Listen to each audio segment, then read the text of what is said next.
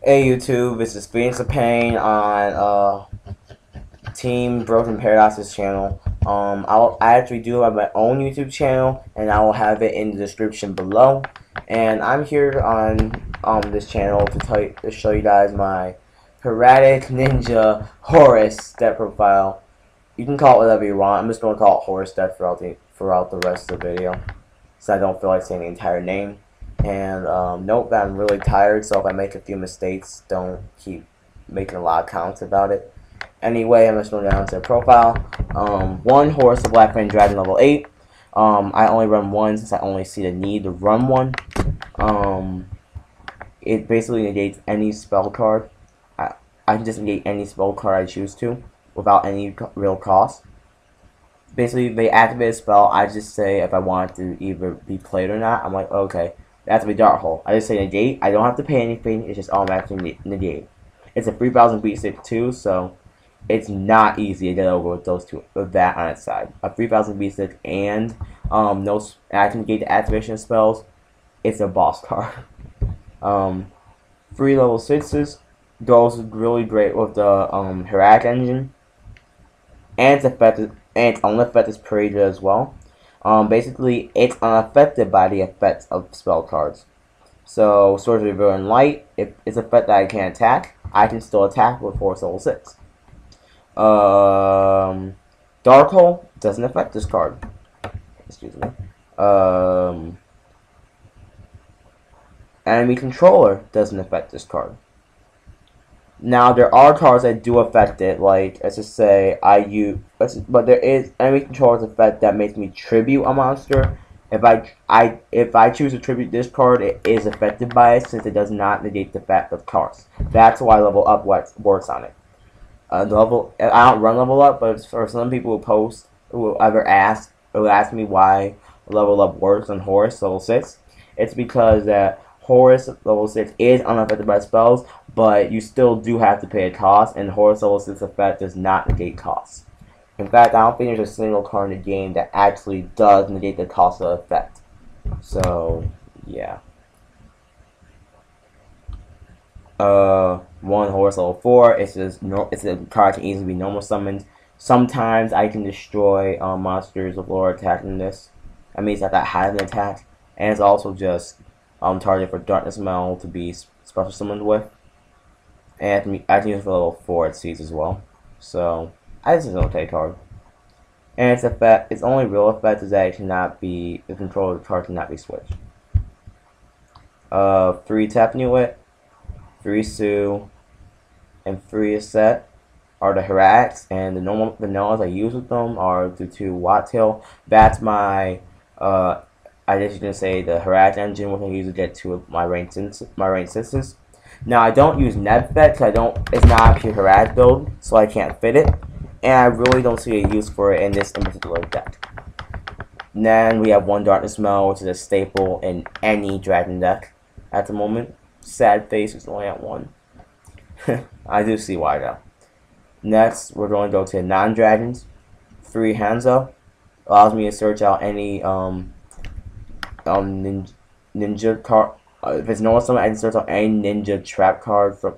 Sorry, if it's normal summon, I can add 1 ninjutsu art card from my deck to my hand. When it's flip summon or special summoned, I can add 1 ninja monster from my deck to my hand. It's a Hanzo. So pretty much the only effect that I use in this deck is the effect to search out the ninjutsu art card, which is Super Transformation. 1 Blackluster Soldier. It's just an option I can use in this deck. It's a 3000 beat stick. We also know what it does. It's a very broken card. 1 Chaos Sorcerer. Again, it's a very good card as well. It's just another option this deck has. And 1 Doors stops all those annoying OTKs. It's a 2700 beat stick, so yeah, it's a very, very, very good card and gives me options. Next, 2 Seal of Convocation. Speeds up the deck, adds consistency. It's sort of staple. 2 Pots, which is staple, because it's sort of staple in this deck because it allows, if I get first turn, I can't usually do much in the first turn anyway, or if it's someone in a Hanzo, so that's one thing. And if I draw dead, it helps me fix that crap up. 1 Dark Hole, one enemy controller. I've been testing this and it's been working really well. The best play I ever did with enemy controller was I had like a Hieratic in the field. They had BLS. I managed to stop the BLS for a turn. My move, I used enemy controller, tribute my Hieratic, take control of the BLS, and then I spell summon a normal with the Horus effect. I use BLS's effect to banish a monster, and then I tribute that Hieratic to get Sue, and then I don't tribute it Sue. I'm sorry. I normal summon a set, and then use its set's effect to target Wattail, and then yeah, the combo goes on from there. One reinforcement of the army allows me to search for any of my free Hanzos. One Pie of Avarice, which just allows me to reuse cards, combos, and speed up the deck a little bit. Monster Reborn, which is staple. Those are my 9 spells. Now onto traps. Two Ninjutsu are Super Transformation. It basically is somewhat like a Super Poly in the way that my monster and my opponents are both sent to the grave, and I spell summon one dragon monster from my main deck whose level is equal to or less than the total. But the monster I have to send must be a ninja though. So that's why I run the Hanzos. I search it, and I can send the monster to the graveyard to summon Darkness Smell. Horus the Black from level 6 is my main target though, since I generally do not have a level 6 or higher monster to target. My opponent does not usually have a level 6 or higher monster. But yeah, staple in this deck.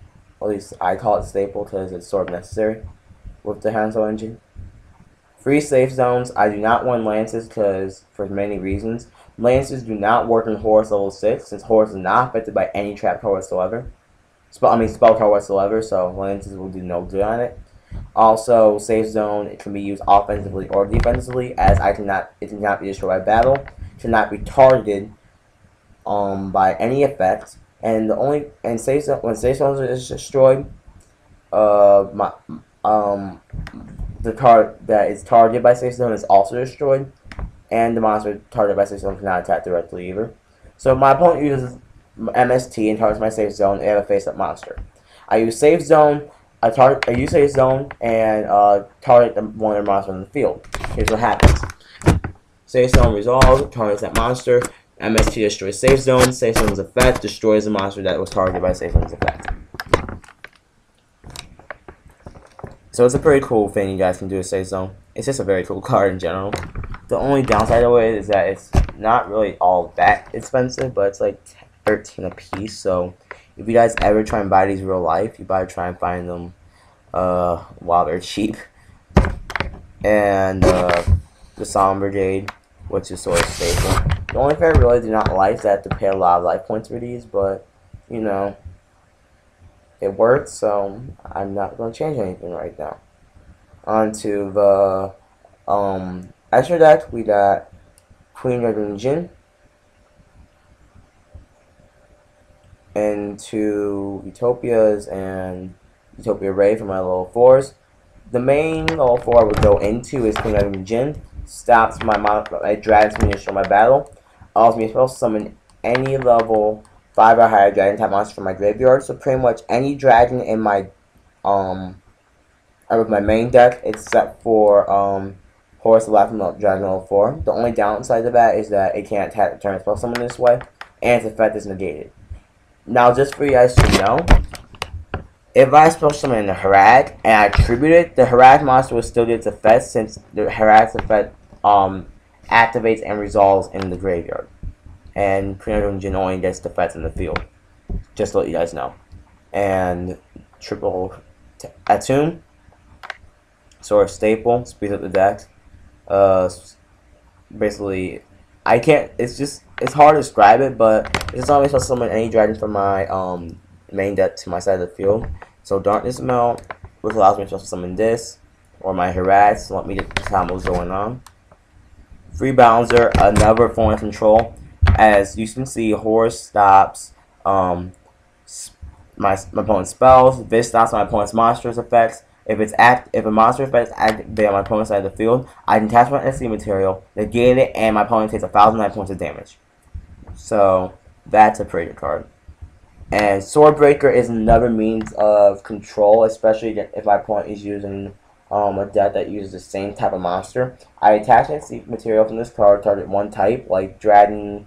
I can target Dragon, Wing Beast, or whatever, Insect, and from now on until I change the type, or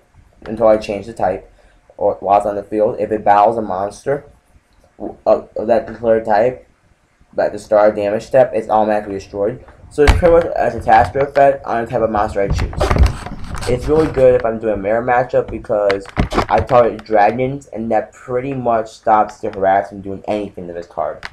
In fact, the only way I can think of it actually get over this is if they have a Nebfet, I think that's how I pronounce it, or they have Dark Hole. And if they don't have either of those, they pretty much have no way around Swordbreaker. It's also 2700 beat stick, so it's pretty cool. And triple die Dragon the Thunder Charger just for piercing damage and for the possible OTK and store staple. And yeah, that's about it. Just remember to rate, comment, subscribe to TeamBrokenParadox, and I'll mention this again. You can take a look at my channel. I'll be posting stuff regularly on mainly dragons, but I will eventually start posting stuff about regionals, you know, cards coming out in new sets, and also regionals and stuff like that. And yeah, so I'm Black Fancy, and I'll see you later.